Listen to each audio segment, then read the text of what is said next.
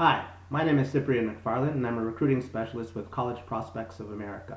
Today is Wednesday, August 6th, and this is my fourth edition of Tips from the Cypster, my weekly video blog with regards to athletic recruiting, mainly from an Ontario perspective. This week, I want to talk about recruiting regulations or contact rules because I find that this is something very confusing to a lot of parents. First of all, let's just go over terminology. Grade 9, first year of high school, freshman. Grade 10, second year of high school, sophomore. Grade 11, third year of high school, junior. Grade 12, fourth year of high school, senior. All right, so that just sort of sums up with regards to terminology. Now, with regards to these recruiting regulations, this applies to the greater majority of sports. There is a little bit of difference in men's basketball, men's football, and women's basketball, but these general or generic recruiting regulations or rules that I'm going to speak about apply to the greater majority of the sports. All right.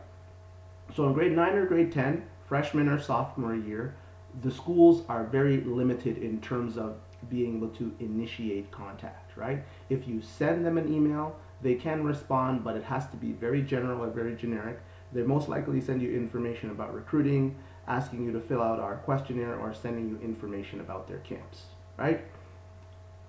So that's for grade 9 or grade 10.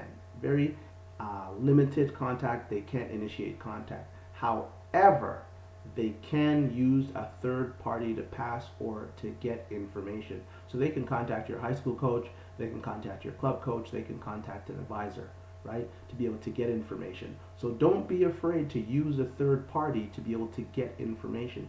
There's just a little bit of a loophole there, but they just can't deal with you directly. So many parents that I talk to figure, oh, my child's in grade 9 or grade 10, the coaches can't talk to us, so we're not going to do anything. Grade 9 or grade 10, trust me, is when you need to be doing the greater majority of your work in terms of research, in terms of video, in terms of exposure for your child, right? So that later on in the recruiting process, you'll be a little bit ahead of the game. Now, with regards to phone calls, if you call the coach and you get them directly, you can speak to them. If you call in grade 9 or grade 10, of course I'm referring to, and you leave them a voicemail, they can't call you back. However, they can call your high school coach, your club coach, or your advisor as many times as they want. Let's move into grade 11 now. September 1st of your junior year of grade 11 is when they can start email conversation back and forth. So you email them, they can email you back. So this makes conversation or makes things a little bit easier, right? And unfortunately, this is when a lot of parents start to really get to work, right? For many of the sports where recruiting is pretty aggressive, right? Waiting to grade 11 might not always be a good idea. So still make contact in grade 9 and grade 10. You know, just because somebody doesn't respond to my email doesn't mean they didn't read it. Just because someone didn't call me back doesn't mean they didn't listen to my voicemail. So make sure that you're making contact in grade 9 or grade 10. Don't worry about the fact that they can't email you or can't call you back.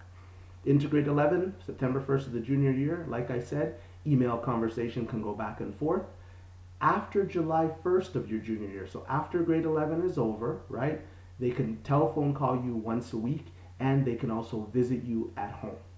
When we move into grade 12 now, visits. Okay, after September 1st of your senior year, after grade 12 is when you can take an official visit. An official visit is when the school pays for the cost of the visit for you to go down and visit them at the school. In order to be eligible for an official visit, you have to have submitted your transcripts to the school, you have to have written the SAT or ACT and provide them with your score, and you also have to register for the Eligibility Center to be eligible for an official visit. An unofficial visit can be taken at any time, grade 9, grade 10, or 11, before the official visit, where you pay for the cost of the visit, right? These unofficial visits are becoming very, very popular in terms of parents getting onto campus and talking to coaches and getting information that they need in an unrestricted environment. As long as you're on campus, they can talk to you any amount they want. Off-campus contact is very limited, where if you see them at a showcase or someplace, all they can do is say hello. They cannot have a lot of off-campus contact. So hopefully that gives you some more information and clears things up with regards to the recruiting rules and makes it a little bit more clear, and hopefully spurs you into action to be a lot more proactive. So once again, my name is Cyprian McFarlane. I'm with College Prospects of America. My website address is www.cpoarecruit.com. My number is 647-668-5191. I'm based out of Hamilton, Ontario, and I help Ontario athletes to find athletic scholarships in the U.S. Thanks. Thanks for listening or viewing, and I'll see you again next week. Have a great week. Thank you.